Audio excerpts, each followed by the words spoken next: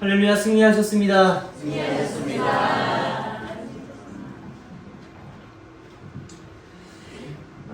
지난달 에이펙 정상회담이 있었습니다. 아주 중요한 그런 회담 중에 하나였는데, 사실 이 에이펙 정상회담 중에서도 물론 중요한 어떤 회의였었는데, 그 중에서도 또 중요한 일이 또 한 가지가 있었습니다. 그 즈음에 젠슨 황이라고 하는 엔비디아의 대표가 있어요. 이 사람이 이제 AI를 이제 선도하고 있는 그런 기업의 대표인데, 이분이 우리나라를 이제 방문했습니다. 그래서 이분이 그 현대의 정의선 회장과 삼성의 이재용 회장과 깐부치킨이라고 하는 그 치킨집에서 같이 치킨을 먹었다라고 하는 그 치킨 회동이라고 하는 것이 굉장히 이슈가 됐었습니다. 그 젠슨 황이라고 하는 그 사람이 한 인터뷰에서 이런 인터뷰를 했어요. AI 시대가 되어지는데 AI만 필요한 게 아닙니다. 그 사회에 정말 필요한 사람들이 있는데 그건 전기공과 배관공입니다. 이런 어떤 인터뷰가 굉장히 이슈를 이제 낳게 됐어요.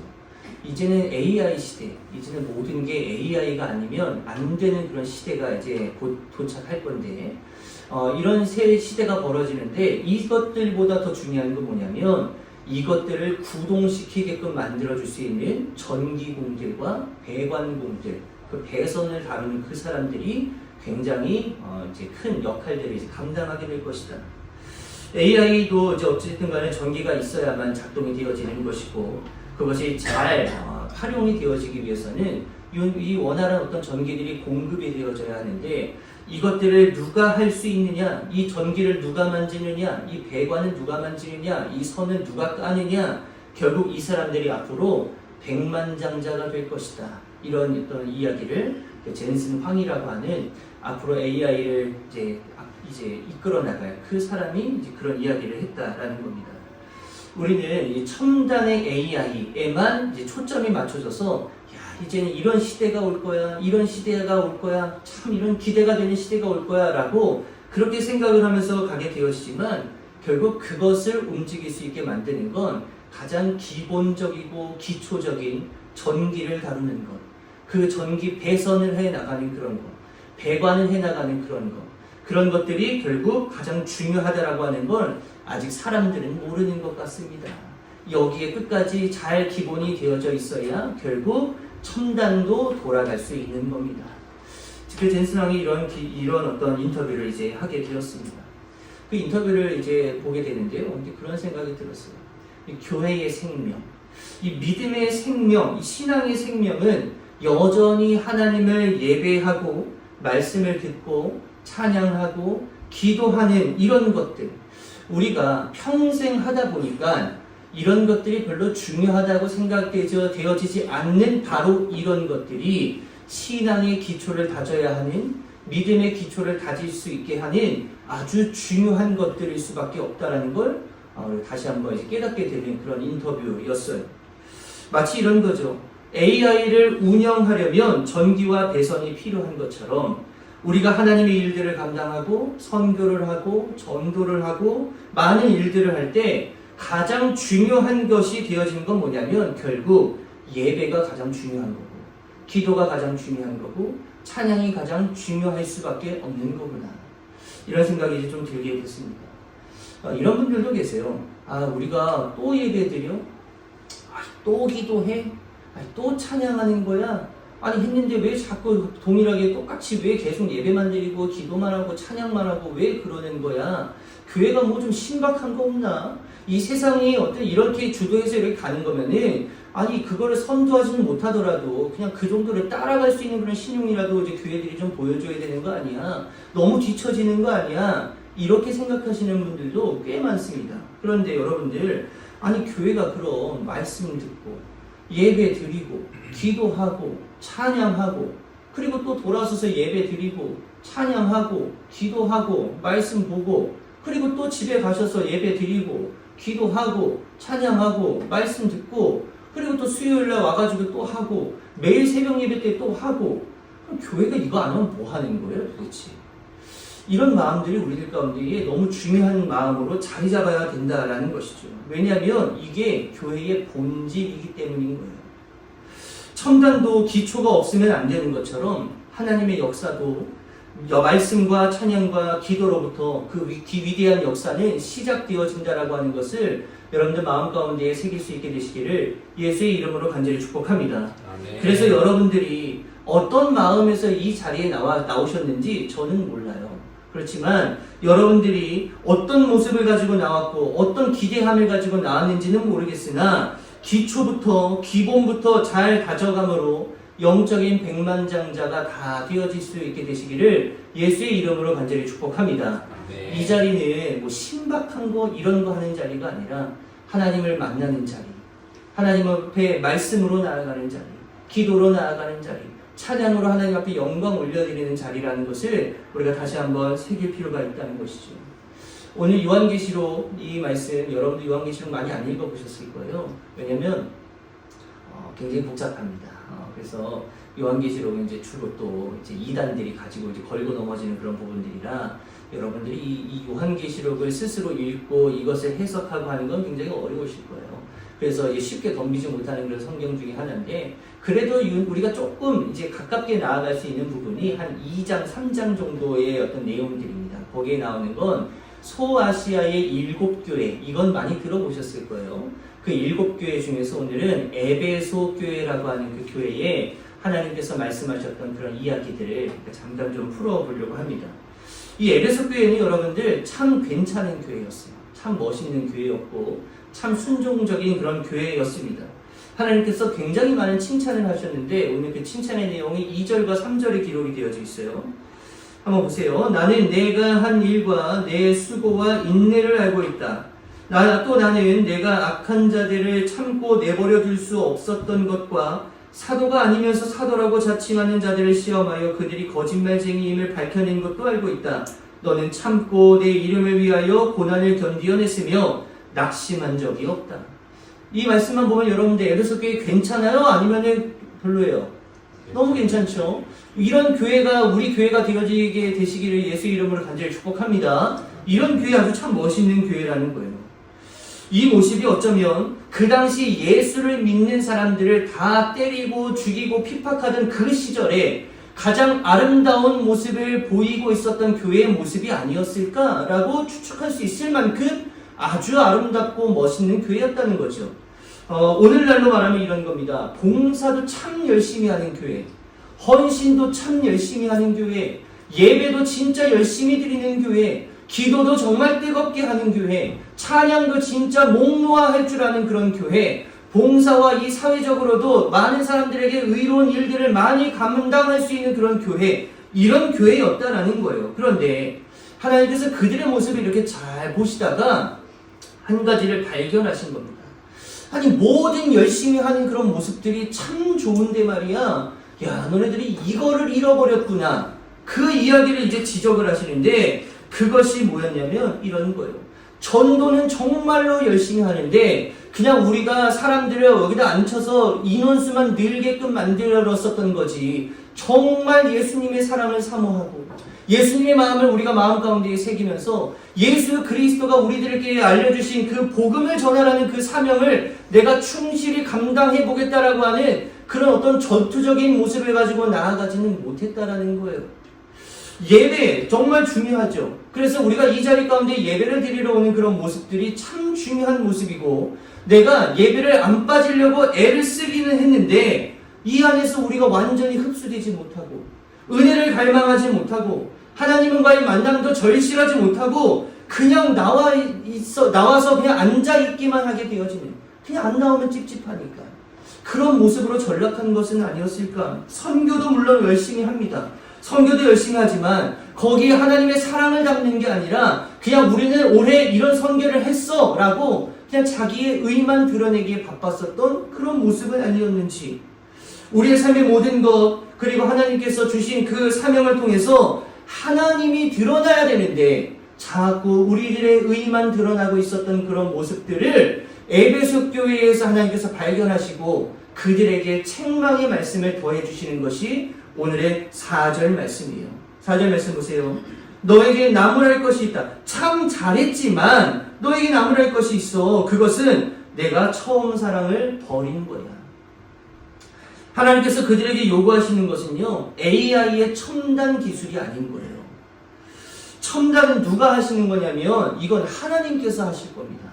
우리에게 첨단을 요구하시는 게 아니에요. 우리는 그저 하나님의 첨단의 일들을 감당하기 위해서 그 기본이 되어지는 그런 어떤 배선, 전기, 배공, 이 밑에 있는 것들을 잘 준비되어질 수 있는 그런 영역이 우리들에게 주어진 영역이라는 겁니다. 우리가 가장 기본적인 믿음의 준비가 되어져 있으면 하나님의 그 놀라운 역사와 그 사역에 동참이 되어질 거지만 준비가 되어지지 못하고 예배도 그렇게, 전도도 그렇게, 사랑도 그렇게, 찬양도 그렇게, 이렇게 그냥 미지근하게 준비되어져 있는 그런 사람들은요, 결국에 하나님의 귀한 쓰임에 사용되지 못할 뿐더러 더 중요한 건 뭐냐면 이런 사람들은 자기 의를 드러내기에 바쁠 뿐이지 하나님을 드러내는 그런 일에는요 나설 수 없게 되어진다라는 겁니다. 에베소 교회가 놓치고 있었던 이 처음 사랑, 이거 너무 중요한 거거든요. 하나님께서 우리에게 말씀해 주신 게 하나님을 사랑하고 이웃을 사랑해야 되는 것, 이게 율법의 핵심이라고 예수 그리스도가 우리들에게 알려주신 겁니다. 그런데 이 율법의 핵심이 하나님을 사랑하고 이웃을 사랑하는 그 기본적인 개념 뒤에 어떻게 하면 하나님을 사랑하고 어떻게 하면 이웃을 사랑할 수 있을까? 이 행위만 강조하다 보니까 점점 행위가 빠지면 하나님을 사랑하지 않고 행위가 빠지면 이웃을 사랑하지 않는 것처럼 여기면서 그냥 행위만 강조하고 율법만 강조하게 되어진 그 율법 학자들의 모습이 우리들의 모습은 혹시 아닌가? 라고 하는 걸 되짚어 볼 수 있어야 된다라는 것이죠. 여러분들의 그 신앙의 첫 감격, 이거 다들 있으시지 않으세요? 있으시죠? 내가 처음 예수 그리스도를 만난 그 역사적인 그 사건과 그 감격, 이거 다들 있으시잖아요. 그걸 우리는 첫사랑이라고 이야기하는 거예요. 너무 형식적이고 너무 의무적으로 걸어왔었던 그런 순간들 때문에 우리가 어느 순간 하나님을 사랑했고 더 절실했고 더 간절했던 그 마음들이 점점 없어져 버렸을 뿐이지 우리가 그 처음에 느꼈었던 그 사랑의 그 모습들은 다 가지고 있으시잖아요. 있으시잖아요. 없으신 분들은 사모하실 수 있게 되시기를 간절히 바랍니다. 그런 마음들이 다 있단 말이에요. 말씀 한 구절만 봐도 마음이 막 뜨거워졌었던 그런 기억 있으시잖아요. 기도만 하면은 그냥 막 눈물부터 막 터져 나왔었던 그런 시절들이 있지 않으세요? 예배의 감격이 너무나도 절실해서 예배 나오는 게 너무 기쁘고 행복해가지고 내가 어제부터 막 그 예배를 위해서 막 준비했었던 그런 어떤 시절들이 있으시잖아요. 하나님께서 나를 사랑하신다라는 그 사실들이 너무나도 막 뜨거운 감격으로 느껴져서 그 하나님의 사랑을 조금 더 내가 얻어보고자 그렇게 나아갔었던 그런 기억들 다 있으시잖아요. 이 기본을 잃어버릴 때 신앙은요 메말라질 수밖에 없는 거예요. 다시 이 사랑을 회복할 수 있게 되시는 우리 귀한 성도님들 되시기를 예수의 이름으로 간절히 축복합니다. 그래서 오늘 아주 중요한 이야기를 더해주고 있어요. 5절 말씀에 그러므로 그러니까 너희가 신앙이 지금 메말라져 있잖아. 하나님의 사랑을 잃어버렸잖아. 처음에 간절하고 뜨거웠었던 그 마음들 그거 지금 없어졌잖아. 그러니까 어떻게 하는 거냐면 내가 어디에서 떨어졌는지를 뭐 해요? 생각해내고 그 다음 뭐 해요? 회개하고 그 다음 뭐 해요? 처음에 하던 일을 하여라. 이게 성경이 우리들에게 주는 가르침이라는 겁니다. 생각하고 회개하고 처음에 하던 일을 해나갈 수 있는 그 일, 그것이 우리가 다시 한번 회복할 수 있는 길이고 처음 사랑을 다시 한번 처음 사랑으로 돌아갈 수 있는 아주 중요한 원동력이 되어질 거라는 겁니다. 저를 한번 따라서 해보세요. 생각하라. 중요하죠. 내가 왜 이렇게 된 거야? 나 옛날에 그 뜨거웠었던 그 마음 지금 나 왜 이렇게 된 거야? 아니 언제부터 이렇게 된 거지? 내 믿음과 헌신, 그 신앙이 언제부터 메말라지게 됐지? 나 하나님을 향한 그 사랑과 그 기쁨, 이거 언제 사라졌지? 그것을 생각해 보는 거예요. 예전에 여러분들 교회에 나오는 게 너무 기쁘신 적 있으시잖아요. 물론 오늘도 기쁘셨겠지만 아마 여러분들 처음 그 감격과 그 사랑을 깨닫게 되셨을 땐 정말 이루 말할 수 없으셨을 거예요. 아마 이런 분들도 계셨을 겁니다. 야, 내일 주일이야. 내일 뭐 입고 가지? 하면서 아마 옷장에다가 옷 싹 데려놓고 아, 내일은 이거 입어야지, 이거 입어야지, 이거 왜 이렇게 하는 거예요? 와가지고 멋있게 보이려고 그러시는 거예요? 아니에요. 하나님 앞에 나 정말 예쁘게 보이고 싶다라고 하는 그 마음이 여러분들 처음에는 다 그런 마음이 가지셨던 걸 거예요. 그러니까 아, 나 내일 하나님 앞에 이렇게 예쁘게 좀 보여야지, 이렇게 멋있게 보여야지, 나 처음 옷을 샀는데 나 하나님 앞에 가장 먼저 입어야지. 이런 모습들이 왜 지금은 없어졌을까? 너무 익숙해지는 바람에 너무 당연하게 여기는 것이기 때문에 우리가 그런 어떤 하나님을 사모하는 마음들을 지금 잃어버리지는 않았을까? 이 질문이 여러분들 회복의 시작의 단계이다라고 하는 것을 다시 한번 기억할 수 있게 되시기를 간절히 바랍니다. 생각하는 거. 너무 중요한 거죠. 어떤 생각을 해야 되냐면 난 지금 충분히 잘하고 있어 라고 하는 그 스스로의 자축과 칭찬 이런 거 하지 마시고 우리는 여전히 죄인이지만 그 죄인의 모습 가운데에서도 최선을 다해서 하나님 앞에 보일 수 있는 그 간절함과 그 인식, 그 부족함 그것을 깨닫는 것 이것이 여러분들의 신앙의 회복의 첫 단추가 되어질 수 있음을 다시 한번 깨달을 수 있게 되시기를 예수 이름으로 간절히 축복합니다. 누가복음 15장을 한번 펴보세요. 누가복음 15장 말씀을 한번 같이 보면서 말씀을 나누려고 합니다. 누가복음 15장에 보면은 11절 이하에 잃어버렸었던 둘째 아들의 이야기가 거기 나와요. 다 잘 아시는 이야기니까 그 말씀만 이렇게 몇 개 찾아보고 이렇게 맞출 건데 누가복음 15장 17절 말씀 보시면 됩니다. 이 둘째 아들이 왜 그 지경이 되었는지는 아시잖아요. 그죠? 이거 아시죠? 네. 설명 안 해도 되겠죠? 네. 무슨 설명해야 돼요? 할게요. 아버지에게 두 아들이 있었어요. 하나는 민성이하고 하나는 재우예요. 근데 이 재우라는 놈이 좀 이런 표현하면 좀 그렇지만 싹수가 없어요. 그래서 아버지한테 가가지고 나 아버지의 유산을 좀 받고 싶다. 근데 유산은 언제 주는 거예요?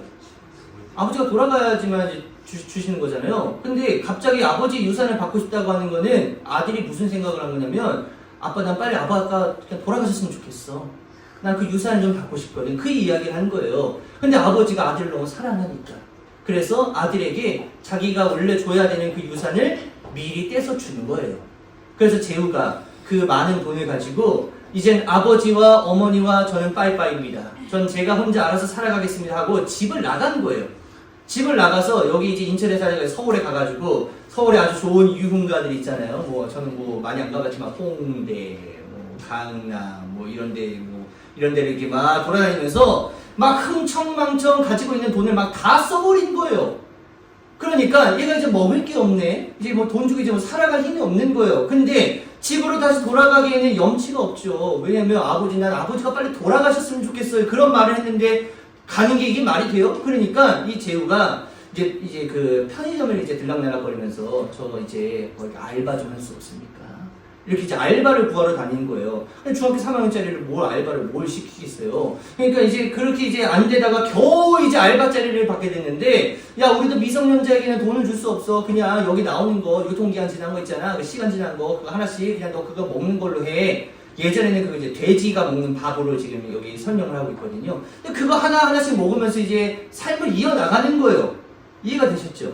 그 상황인 거예요. 자, 그때 돼지의 쥐염 열매를 먹고 있는 그 상황, 더 이상 살아갈 수 있는 능력이 없는 상황, 철저하게 바닥까지 떨어져 있는 그 상황, 내가 왜 이렇게 된 걸까? 자, 여러분들 17절 말씀 보세요.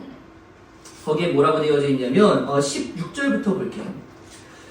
그는 돼지가 먹는 쥐염 열매라도 좀 먹고 배를 채우고 싶은 심정이었으나 그에게 먹을 것을 주는 사람이 아무도 없었다는 거예요. 17절 그제서야 그는 뭐 했다고요? 어떻게 됐어요? 제정신이 든 거예요. 여러분들 이것이 생각나게 되어지는 게 우리 신앙의 회복의 첫 단추다라고 하는 것을 다시 한번 기억할 수 있게 되시기를 간절히 바랍니다. 제정신이 들어야 된다는 거예요. 이미 제정신 우리가 들어있지만 그 제정신이 아니라 내가 왜 이 모양 이 꼴이 되었는가, 내 신앙이 지금 왜 이 꼴이 되었는가라고 하는 생각을 할 수 있는 그 단계가 되었다는 거죠. 자, 두 번째 저를 한번 따라해 보세요. 회개하라. 어쩔 수 없다고 그냥 대충 넘어갈 부분이 아니라 마음의 돌이킴이 반드시 있어져야 된다는 거예요. 제정신이 돌아왔어요. 그래서 내가 왜 이렇게 되었는지를 이제 깨닫게 된 거죠. 그러면 그 깨닫는 것으로 그냥 끝낼 것이냐? 아닙니다. 여기서 끝내버리면요, 그냥 인생 그냥 끝까지 그냥 포기한 상태로 갈 수밖에 없는 거예요. 자, 둘째 아들이 어떻게 되어지는 거냐면 그 시선을 누구에게로 돌리기 시작하냐면 아버지에게로 돌리기 시작하는 거예요. 아, 맞아. 나 그때 아버지 밑에서 참 좋았었는데 말이야. 아, 내가 그때 돈만 달라고 하지 않았더라면, 나 그때 그 얘기만 안 했더라면, 나 정말 아버지하고 어머니 밑에서 그냥 고기 뜯어먹고, 그냥 아주 좋은 거 뭐 누리면서 그렇게 살 수 있었는데, 내가 그냥 그때 욕심 한번 부린 거 가지고, 지금 이게 무슨 개고생이야. 그때 아버지가 생각났다라는 거죠. 그렇게 해서 이제 돌아가는 겁니다. 근데요, 여러분들, 이 생각이 나고 회개한 거예요. 아, 내가 그동안 잘못했구나. 우린 이거를 회개라고 이야기하는데, 회개는, 이거는 반쪽짜리 회개입니다. 생각했다, 고백했다, 이건 반쪽이에요. 완벽한 회개가 되어지기 위해서는 돌아가는 그 행위까지가 있어져야지만 그게 온전한 회개라고 이야기할 수 있다라는 거죠. 만약에 재우가, 아버지 죄송합니다. 라고 혼자 깨달았어요. 그럼 끝이에요? 아니죠. 아버지에게 와서 무릎을 꿇든지 간에 뭐 몽둥이를 들고 왔든지 간에 뭐라도 하면서 아버지 앞에 와가지고 아버지 죄송합니다. 제가 그때 너무 몰랐습니다. 제가 너무 철이 없었습니다. 라고 하는 것을 아버지 앞에 와서 그 회개의 모습이 이어져야 그게 온전한 회개라고 하는 것으로 우리가 생각할 수 있다는 거예요.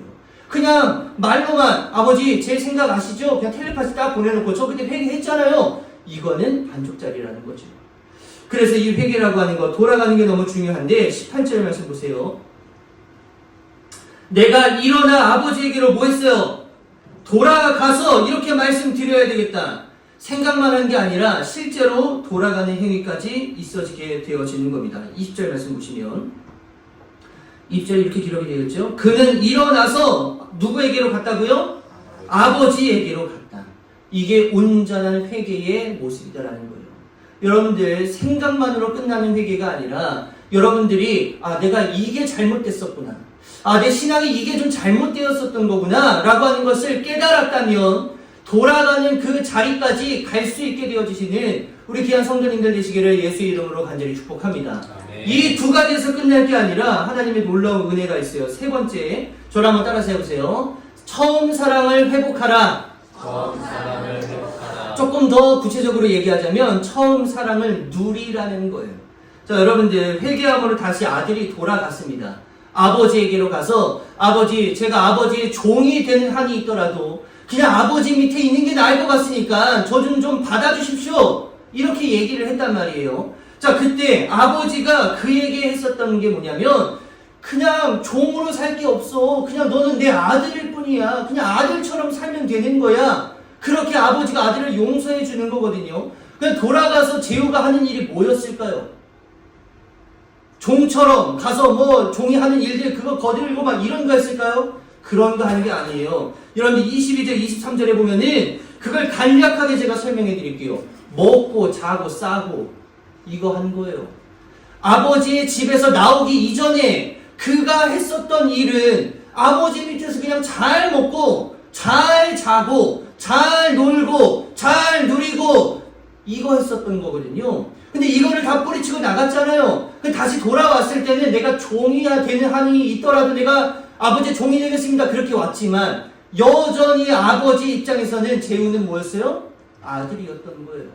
그러니까 그 아들의 그 어떤 그 다음 그 처음 사랑이 다시 회복되어졌을 때 그가 종으로서의 모습이 아니라 그냥 똑같은 아들로서의 모습처럼 내 안에서 그걸 모든 걸 누려. 그냥 넌 잘 먹기만 하면 되고 넌 그냥 잘 그냥 싸기만 하면 되고 넌 그냥 잘 그냥 자기만 하면 되는 거야. 이거를 다시 회복할 수 있도록 만들어 주셨다는 거예요. 이게 처음 사랑의 회복입니다.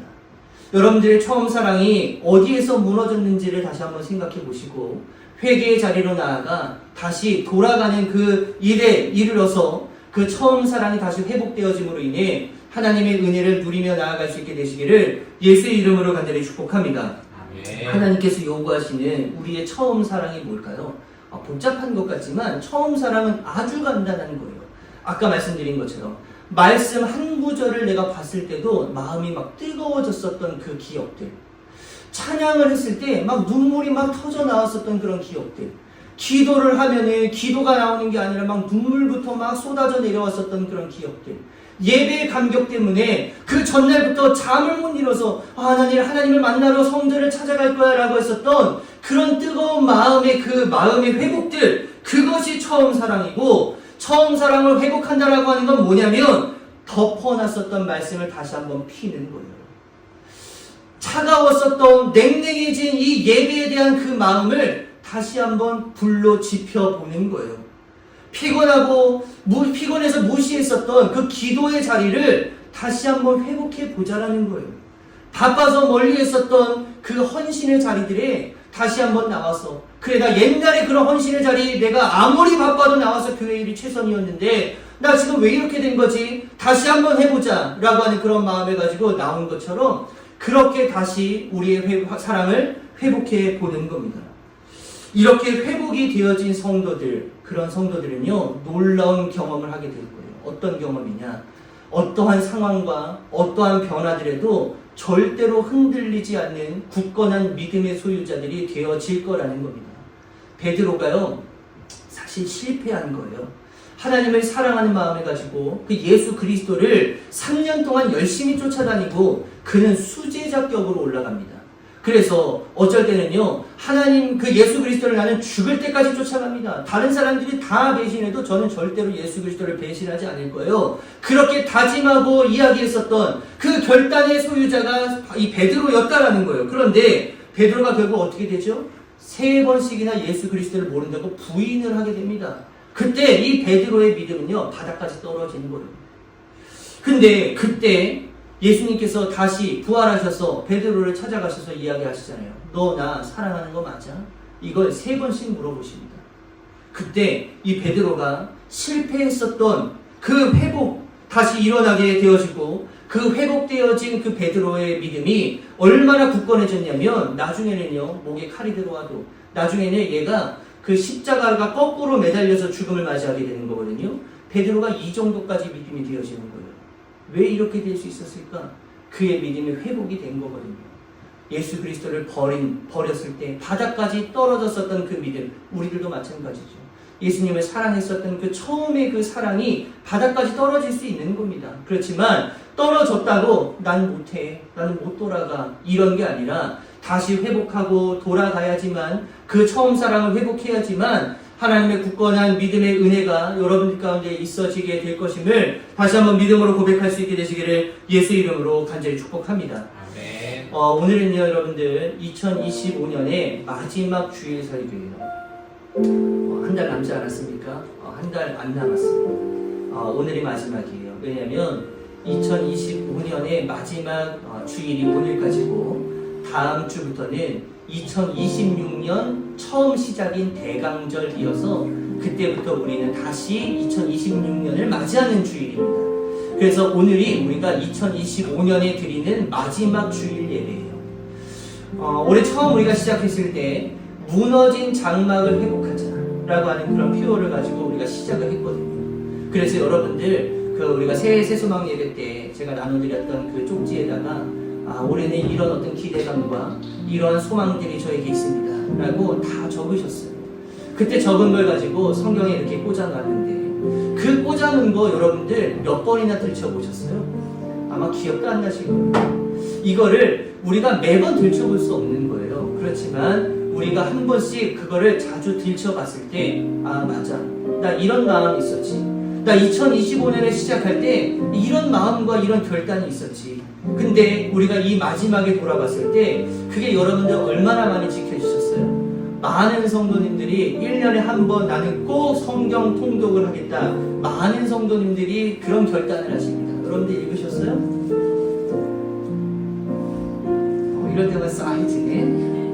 이런 결단들이 여러분들 우리가 결단을 한 건 뭐 중요하지 않습니다. 그거를 해나가는 게 중요한 거예요. 여러분들 얼마나 2025년에 많은 결과들을 낳았는지, 우리 교회가 품고 있었던 작년에만 해도 우리가 이 성전이 많이 비어있는 상태였기 때문에 우리는 좀 많이 회복이 됐으면 좋겠다. 그 부흥이라고 하는 거, 인적 부흥, 물론 이것도 중요하죠. 그렇지만 이 숫자적인 부흥은 개별적인 이 어떤 영적인 회복이 일어나면 자동으로 되는 거예요. 근데 그 영적인 회복이 우리가 올해 얼마나 이루어졌는가 다시 한번 돌아보시면 미흡한 부분들이 굉장히 많으실 겁니다. 후회가 남겠죠. 자주 돌아가야 되는데 돌아보지 못했던 것 때문에 놓치고 살아갔었던 것들이 너무 많습니다. 내년 다음 주부터 2026년에 시작하는데 나는 또 어떤 기대감을 가지고 나아갈까? 야, 우리 교회가 또 더 많이 부흥하지 않을까? 더 성장하지 않을까? 내 개인적인 영적인 부분도 성장하지 않을까? 이런 기대가 너무나도 중요하고 이런 결단도 중요하지만 가장 중요한 건 이 삶을 살아내는 게 중요한 겁니다. 우리가 2025년을 돌아보면 아쉬움이 참 많이 남지만 그 아쉬움 가운데서도 여러분들이 해나갔었던 것, 그리고 하지 못했던 것, 이런 것들 잘 들춰보시고 오늘 생각하고 회개하고 처음 사랑을 다시 한번 회복해 볼 수 있는 그런 자리에서 하나님께서 부어주시는 놀라운 은혜, 믿음의 굳건함, 베드로와 같이 여러분의 삶 가운데 있게 되어져서 하나님의 놀라운 역사의 주인공들이 다 되어지시기를 예수의 이름으로 간절히 축복합니다. 우리 함께 찬송, 나는 주를 섬기는 것에 후회가 없습니다. 우리 이 찬양 같이 하시고 우리 기도하려고 합니다. 여러분들 2025년에 내가 품었었던 그런 기대와 소망 아마 다 있으셨겠지만 미흡했었던 부분들 뭔지 한번 생각해보고 잘 해나갔었던 것들 또 한번 생각해보고 하나님 지금까지 지켜주신 은혜에 감사함으로 나아가겠습니다 라고 우리 함께 고백하도록 하겠습니다.